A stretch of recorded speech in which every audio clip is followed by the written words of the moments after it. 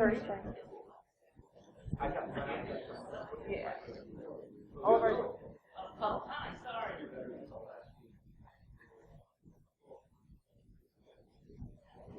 right, cool. Hi, everyone. Welcome to Proving Grounds. Oh, it's on. Oh, it's not on. Oh, it's because I'm using it's cool. I this can one. talk loud. Hey, everyone. Welcome to Proving Ground. Whoa. Damn it.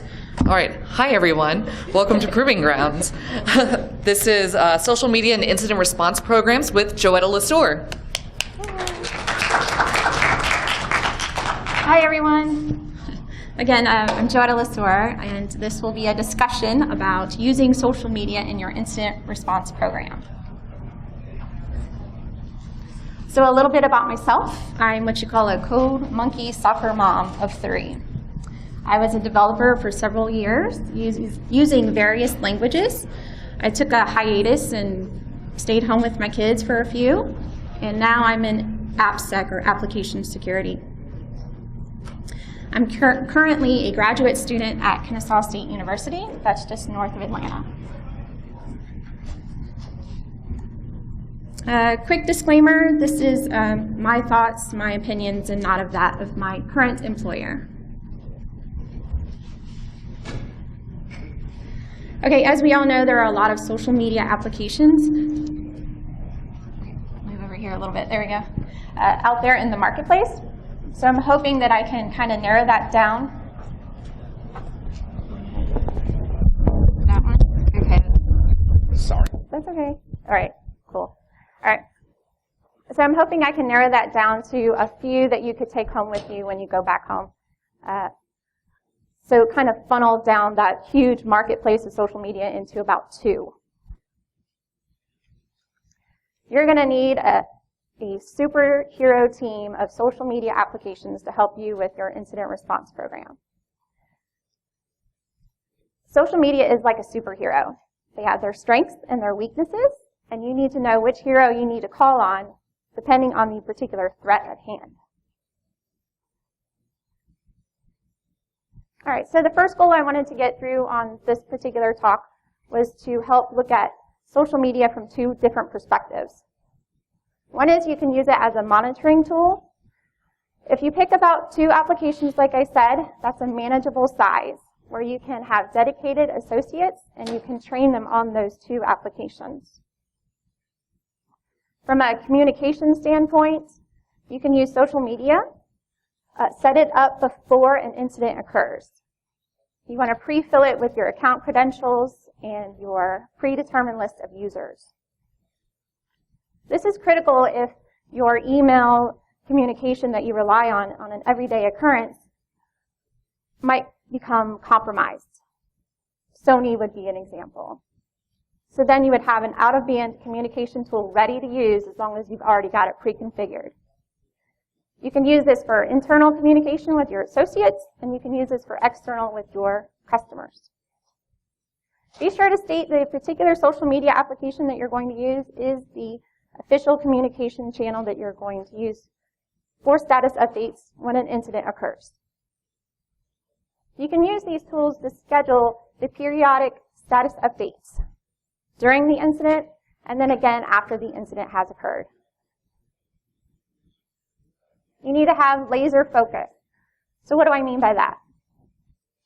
So you need to find out from your corporate management what kind of social media applications are already being used. You can find a social media application that can help monitor those particular tools. So for example, if your company only uses Twitter, you can find a social media application that can monitor just Twitter. I'll show you an example of that in just a minute. You need to find a tool that's flexible, but not too flexible.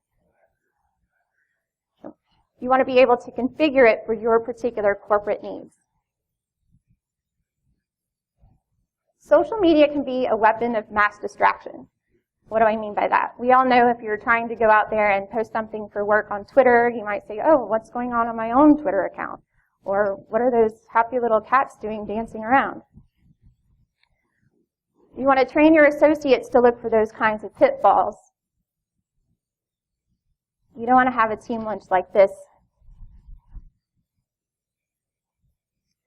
Okay, the second goal I wanted to go over, again, were some of those points I just mentioned. Laser focus. So from a monitoring perspective, when you look at a social media application to monitor your other social media applications, find out what those social media applications are so that you can tailor the application to look and monitor those particular applications. Configure it to your particular corporate needs. What works for you may not work for another corporation. From a communication tools standpoint, you need to decide if you're going to run it on your internal network or versus the cloud, right? Because expect the unexpected. If you run it on your internal network and your network becomes compromised, you can't use your backup communication tool. Work closely with your legal departments. Come to an agreement before an incident occurs about how you're going to react to particular instances, how you're going to communicate over that social media application. Again, if your main communication tool is compromised or interrupted, what's your fallback plan? Decide before the incident occurs.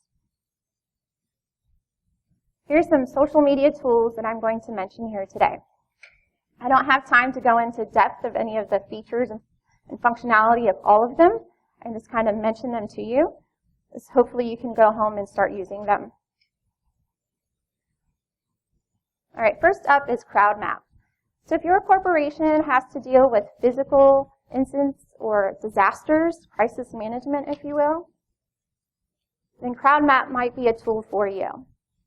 Let me give you an example. A tool very similar to this was used in the 2011 Japanese tsunami incident.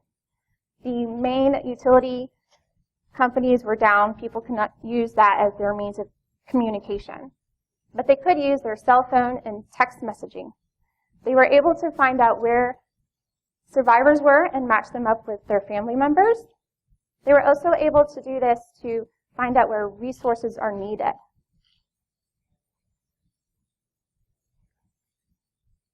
So now that you can look at a tool that looks from a physical crisis standpoint, maybe you want to now look at hashtags or trends that are going on in a particular geographic location. So Trends Map is a tool. This is the free version here, where you could look at the trends going on in a particular physical location. So where would this be something you could use in an incident response? So an example of that, if you remember, back in 2013, there was the Boston Marathon bombing incident. Many spectators were able to use social media in real time to describe what was going on in a particular situation, and they used specific hashtags. We had users on Reddit that were following those hashtags and created a subgroup where they then gathered all that social media information. And then what happened? They started trying to figure out who the bombers were. So in this case, some people were innocently accused of being a bomber. So I bring this up as an example of how misinformation can spread quickly.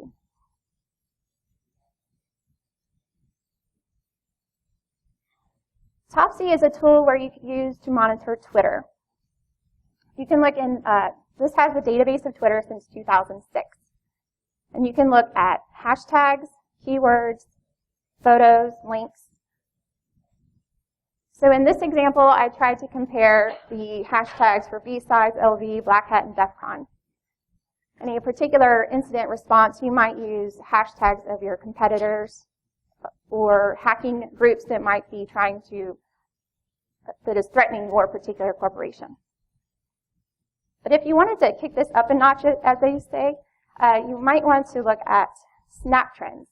This is a growing trend service where they actually monitor and do analytics for you on a lot of the social media applications. Example of that, using that kind of service are a lot of the local law enforcement agencies and public schools are trying to catch cyberbullying early, and they're also trying to preemptively stop shooting sprees going on in public schools. Sweetdeck is a tool that many people are familiar with. I just wanted to mention it real quick, where you could put in a lot of your Twitter account information. A lot of us have more than one. And you can schedule your tweets.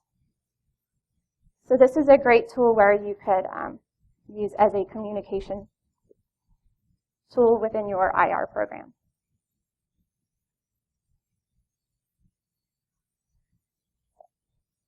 This tool is called IFT. It's like gift, but without the G. It stands for if this, then that. It's a pretty simple concept. So, see if it'll play.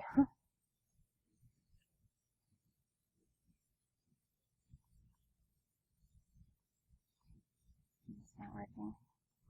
I had a little video for you to show you how to create a recipe. It's not working. Okay, so it's a pretty simple concept. You would click on this, and it would show you all the available social media channels that it has already preloaded. So they have Instagram, Twitter, Tumblr, etc. And then you would choose Facebook or Twitter, and you would say, as a trigger, when I favorite a tweet, I want you to then do that. And you click on that, and then you would choose a different channel. Let's say you want to email yourself. So when you favorite a tweet, you might want to email yourself. So you could set up this very simple concept with this IFT tool. So an example of how you would use this in an incident response, right? So you might want to be following your Twitter account for activity of like confidential information getting sent out without your knowledge, like hacking team, for example. Then it could send you an email and alert you right away. So let's say we wanted to, again, take this up a notch and look at several social media applications that you could see if this can work. Okay.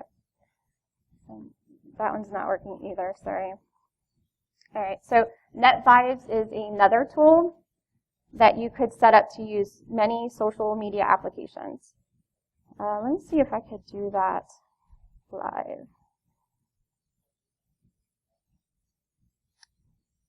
All right.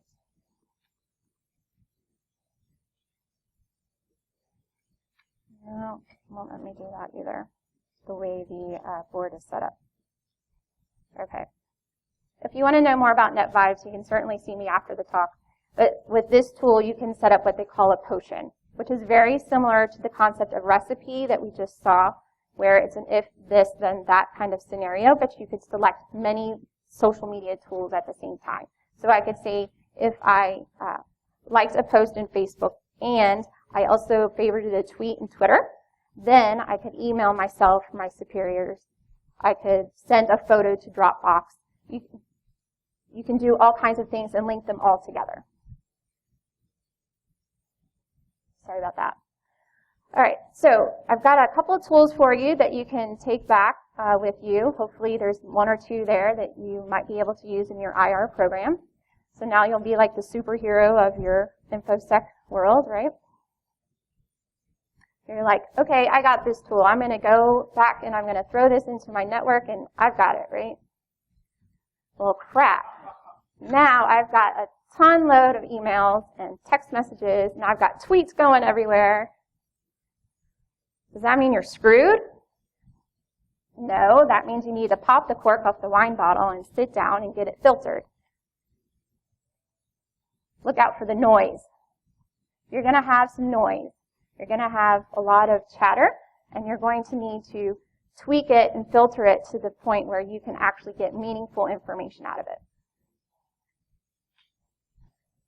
So there are security concerns when you're dealing with social media into your IR program.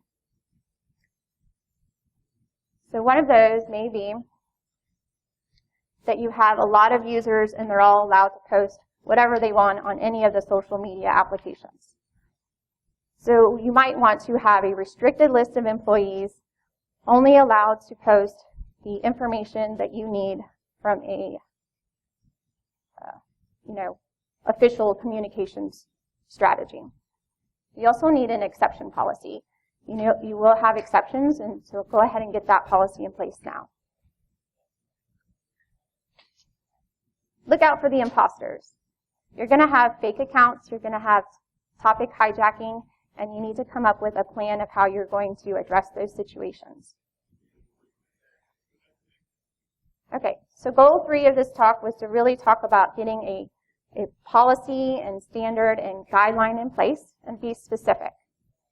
Restrict the access, have an exception policy. Look out for those fake accounts, work with your legal departments.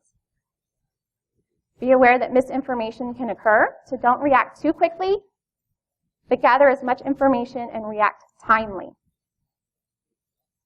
All right, so let's see if we can paint a picture, as they say, of kind of the big goals of this talk. Pick out 2 social media applications that you feel like you could put into your IR program. Make sure they have the laser focus that you're looking for, that you can configure it to your needs. Strap on a policy with some guidelines, and then look out for the imposters. So with that, I wanted to say thanks for all the BSides volunteers, sponsors, donors, my mentor Ian, and my KSU professors. Any questions?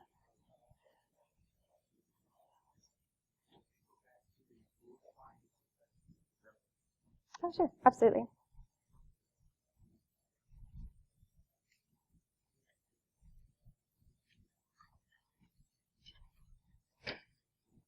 Let's see, we're getting there. Like, it's slow. No, it's fine. I debated about having it at the end.